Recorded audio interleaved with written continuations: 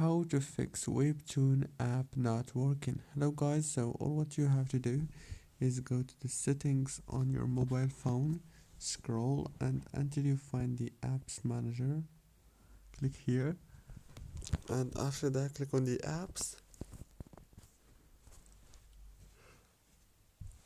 Now all what you want to do next is very simple.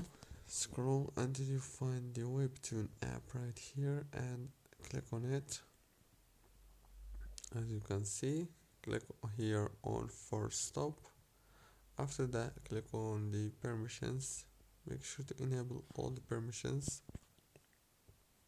click on data user and also make sure to enable all these options. Go back again, click on storage, click on clear cache and restart your phone.